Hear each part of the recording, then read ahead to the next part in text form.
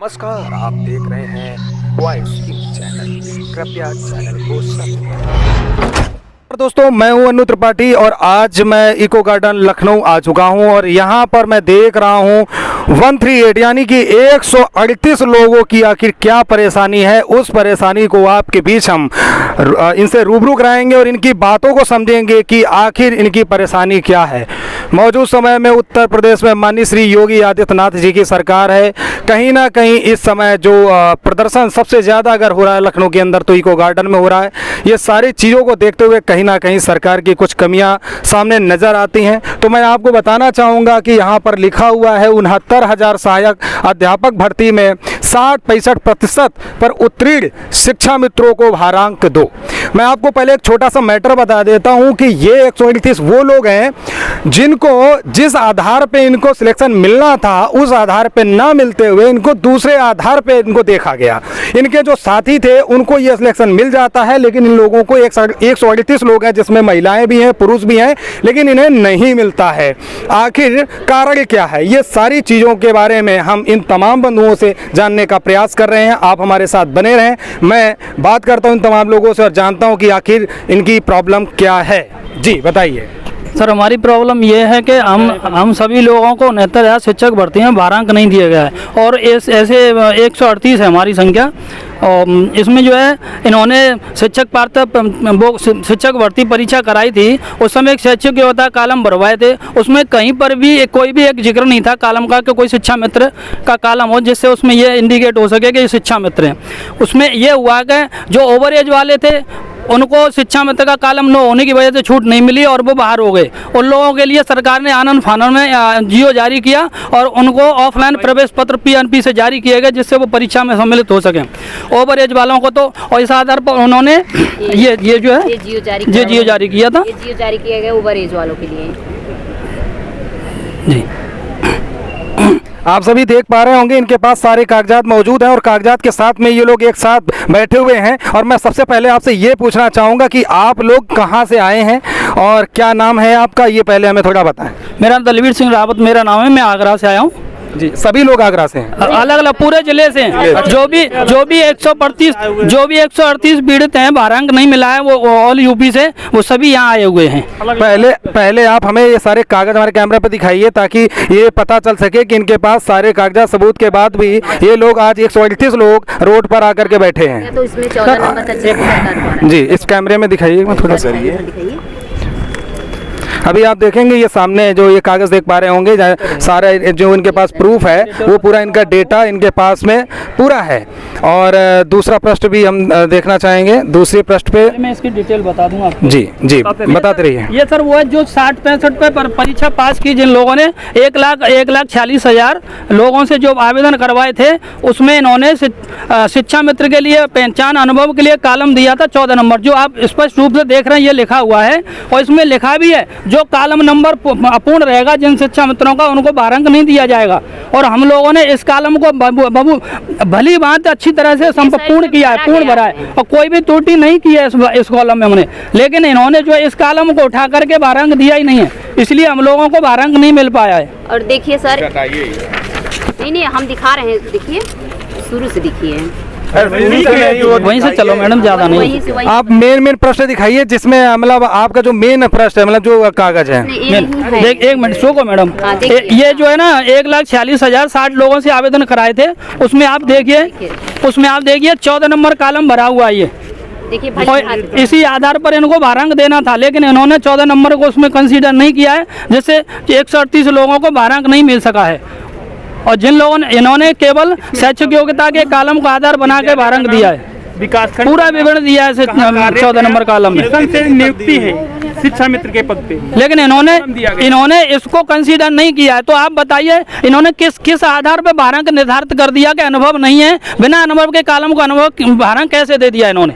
अब यहाँ पर ये सोचने वाली बात है कहीं ना कहीं, जैसा कि मैं देखता हूँ कि अधिकतर जो भी परीक्षाएं होती हैं, जो भी भर्तियाँ निकलती हैं जिसमें कि 60-65% और 70% तक अगर मार्क आते हैं तो कहीं ना कहीं इनका अधिकार होता है जो भी उनकी भर्ती होती है उसमें जाने का, लेकिन कहीं ना कहीं कुछ राजनीतिक तत्वों की वजह से कहीं ना कहीं कुछ ऐसे कारण होते हैं। मैं यहाँ पे अगर बात करूँ तो यहाँ पर हर प्रकार के लोग हैं, हर कैटेगरी से लोग हैं। ऐसा नहीं है कि एक कैटेगरी को ही प्रताड़ित किया जा रहा है, यहाँ कहीं ना कहीं सारे लोग ही परेशान हैं। मैं अभी थोड़ा सा मैडम से जानना चाहूँगा कि अभी आप कहीं किसी अधिकारी लेवल या किसी भी नेता तक कोई अपनी बात पहुँचाए हैं? सर मैं शशि वर्मा शिक्षा मित्र जौनपुर से हूँ। सर 2 सालों से मैंने इलाहाबाद से बेसिक शिक्षा सचिव से बात की, अपर मुख्य सचिव, महानिदेशक महोदया से, बेसिक शिक्षा मंत्री से, सबसे मिले, सबसे अपनी पुकार लगाई कि हम हमारे साथ न्याय कीजिए। हम 20 साल से सेवारत हैं, हम आपके परिवार के छोटे बच्चे हैं। देखिए सर, बच्चों से ही गलती होती है, अगर बड़े ना माफ़ करें तो ये बड़े किस काम के हुए। और देखिए सर, देखिए ये हमारा फार्म है, इसको देखिए, ये हमारा फार्म है, इसमें प्रशिक्षण योग्यता विशिष्ट BTC, हमसे गलती हुई जरूर, ठीक है ना। अब देखिए ये नहीं, ये उनका, ये हाँ ये देखिए, ये देखिए, ये उनका इनका फार्म है, ये भी विशिष्ट BTC भरे, इनको आज नौकरी मिल गई, इनका नियुक्ति पत्र हम दिखा रहे हैं।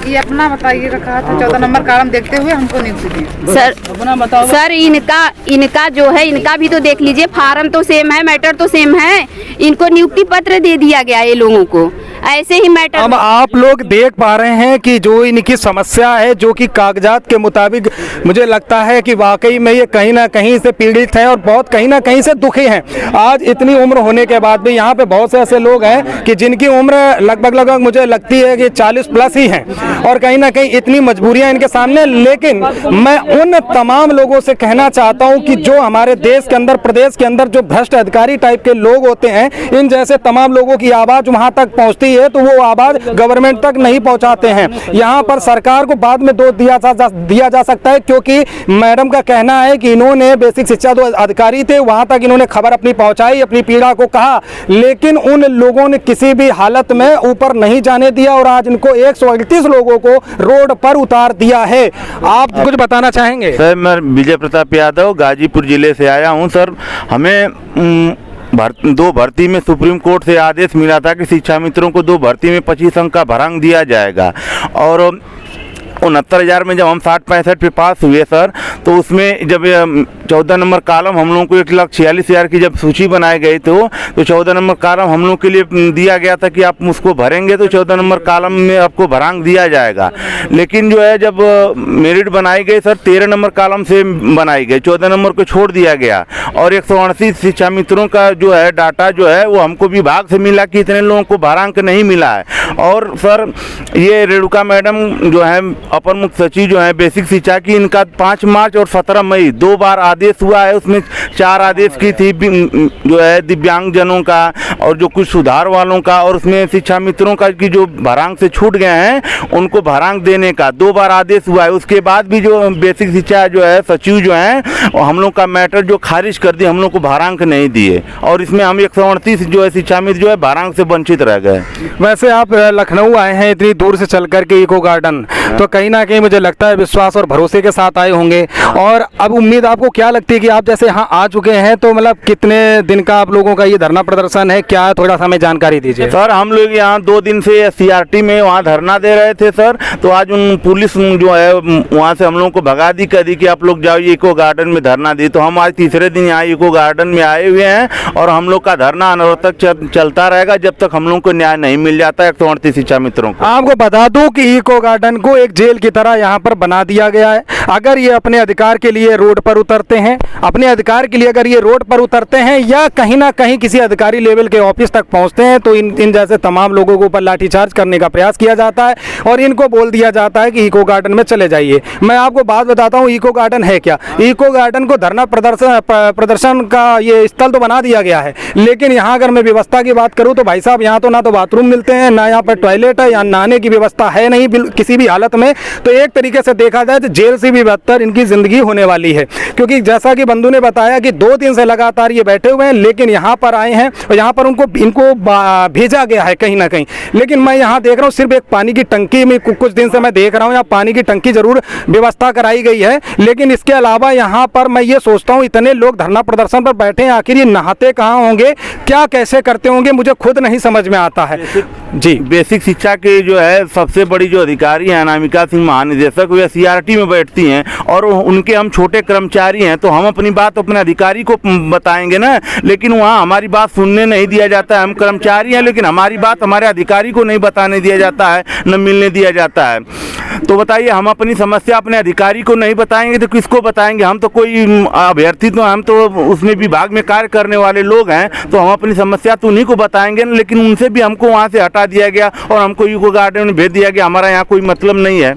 अब आप लोग देखिए, मैं लाइव यहाँ पर आपको आकर के दिखा रहा हूँ, कहीं ना कहीं इतने तमाम लोग बैठे हुए हैं, ये कोई झूठ नहीं बोल रहे हैं। इनका जो कहना है, जो कि मैं हर बार वीडियो में कहता हूँ, कहीं ना कहीं सरकार को इसलिए बदनाम किया जा सकता है क्योंकि कहीं ना कहीं कुछ ऐसे करप्ट जो अधिकारी लेवल के लोग होते हैं, कहीं ना कहीं जो राजनेता छोटे मोटे होते हैं, इन जैसे लोगों की वजह से सरकार बदनाम होती है। लेकिन सरकार से मैं एक निवेदन करना चाहता हूँ कि अगर आपको बदनामी से बचना है तो आपको एक बार इको गार्डन में टहलते हुए आना चाहिए। यहाँ जो तकलीफ है, जो प्रॉब्लम है, चारों तरफ मैं देख रहा हूं, यहाँ भीड़ पूरी लगी हुई है। कहीं ना कहीं मुझे लगता है कि जो तकलीफें हैं, किसी को शौक नहीं है कि इतनी दूर से आकर के लखनऊ में धरना प्रदर्शन करने का, इनके बच्चे होंगे, इनका घर परिवार होगा, लेकिन कहीं ना कहीं ये बहुत ज़्यादा परेशान है। इनकी समस्या का समाधान होना चाहिए। मैं अपने चैनल के माध्यम से कहना चाहता हूँ, तमाम जितने भी ऑडियंस हैं उनसे कहना चाहता हूँ, इस वीडियो को दबा के शेयर करिएगा ताकि इन जैसे लोगों की समस्याएं मुख्यमंत्री माननीय आदित्यनाथ जी तक पहुँच सके। जी, मैं गोविंद सिंह, शिक्षा मित्र, जिला कन्नौज से आया हुआ हूँ। मैं 69,000 शिक्षक भर्ती में सही आवेदन किया हूँ और 99 अंक पाकर लिखित परीक्षा को उत्तीर्ण किया हूँ। हमारे सभी साथियों को 14 नंबर कॉलम से भारांक न देकर छोड़ दिया गया है। मैं माननीय मुख्यमंत्री जी से ये आशा करता हूँ कि हमारे साथियों के साथ न्याय करें और हमको 14 नंबर कॉलम से भारांक देकर हम लोगों को नियुक्ति पत्र दिया जाए। मैं आज 1.5 साल से परीक्षा बेसिक शिक्षा सचिव के कार्यालय, परीक्षा नियामक कार्यालय चक्कर लगा रहा हूँ। वहाँ पर सचिव महोदय ने कहा कि पीछे जो लिस्ट में सम्मिलित हो गए जाइए, तुम्हारा नहीं होगा। हमने कहा सर ऐसा हम लोगों ने क्या गुनाह किया है? तो उसके बदले में बोले तो तुमने गुनाह कुछ नहीं किया, लेकिन जाइए, तुम्हारे लिए कोई कानून नहीं है। तो इस तरह से हम लोग हर कार्यालय से वापस कर दिए जाते हैं। आज हम ये आशा लेकर यहाँ आए हुए हैं, अनवरत धरना पर रहेंगे कि जब तक हमको न्याय नहीं मिलता है। जबकि सभी जगह ये चीज़ सुनने में आई है, फैली हुई है कि योगी राज में राम राज चल रहा है। तो हम तो राम राज तब मानेंगे जब हमको न्याय मिल जाएगा। जैसा कि अभी यहाँ साथ में हमारे एक बंधु ने बताया है कि योगी जी, अब यहाँ देखिए सभी लोग अपनी बातों को रख रहे हैं और बातों को कह रहे हैं। जी, मैं प्रतापगढ़ से जगदीश कुमार यादव बोल रहा हूँ। सर, हमने 2 बार हाई कोर्ट से भी निर्देश प्राप्त किया कि इन लोगों पर सहानुभूतिपूर्वक अधिकारी विचार करते हुए इनकी नियुक्ति करें, लेकिन यहाँ पर हमारे सचिव महोदय और महानिदेशक महोदय कोई भी हम लोगों के आवेदन पत्र पर विचार ही नहीं करने के लिए तैयार हैं, अतः वो शासन को बदनाम करने की कोशिश कर रहे हैं। हम चाहते हैं कि हमारा शासन स्तर से न्याय कर दिया जाए, हम लोगों को भारांक दिया जाए। हमारे साथ जो 138 शिक्षा मित्र धरने में बैठे हुए हैं, आज 3-4 दिनों से लगातार पानी के इस मौसम में, उनके साथ न्याय करते हुए हम लोगों को न्याय दिया जाए। बस शासन से हम यही गुजारिश करते हैं। अब आप देखिए, इन तमाम लोगों की जो बातें थी हमने आप तक पहुंचाई हैं, और जैसा कि एक बंधु ने भी कहा था राम राज्य चल रहा है, तो मेरा मानना है कि अगर राम राज्य चल रहा है तो फिर ये रोड पर क्यों उतर आए? अगर राम राज्य चल रहा है तो इन्हें भी वो अधिकार वापस दे दीजिए, तब भी आपका जय जयकार का डंका 2022 में बजेगा, अन्यथा आपको कुर्सी छोड़नी पड़ेगी। क्योंकि कहीं ना कहीं इनकी जो पीड़ा, इनके जो दर्द है, इनकी आपको दुआएं तो नहीं मिलने वाली। कहीं ना कहीं इनके अंदर से जो एक श्राप टाइप का जो निकलेगा, कहीं ना कहीं वो आपके लिए बहुत बड़ा घात बन सकता है। तो मैं उम्मीद करता हूँ माननीय श्री योगी आदित्यनाथ जी, आप मुख्यमंत्री हैं और मैं चाहता हूँ कि इन तमाम लोगों की जो पीड़ा है, जो दर्द है, इसका निवारण आप लोग करिए। तो एक बार आप सभी तमाम लोग अपने लोगों के लिए एक जयकारा लगाइए, और मैं चाहता हूँ कि आपका वीडियो ज़्यादा से ज़्यादा संख्या में लोगों तक पहुँचे। शिक्षा मित्रों को शिक्षा मित्रों को शिक्षा मित्रों को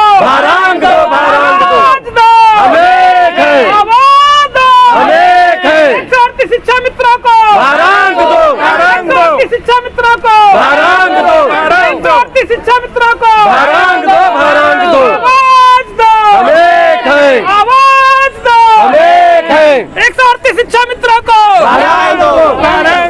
एक बार हमारे साथ थोड़ा सा बोलिए, भारत माता की, भारत माता की, भारत माता की, वंदे वंदे। आप सभी ने देखा ये सभी राष्ट्रवादी लोग हैं और मेरा चैनल भी राष्ट्रवादी है। मैं अपील करना चाहता हूं माननीय मुख्यमंत्री जी से कि इनकी तकलीफ को समझने की कोशिश करिए और मुझे उम्मीद भी है ये वीडियो अगर आप तमाम बंधुओं के माध्यम से इनकी आवाज़ आप माननीय मुख्यमंत्री या उनके राजनेता तक पहुंचा देंगे तो कहीं ना कहीं इनका कार्य हो जाएगा और इनको इंसाफ मिल जाएगा। तो मैं यही उम्मीद करता हूँ आप सभी से। मैं अन्नू त्रिपाठी, नमस्कार, जय हिंद, जय भारत।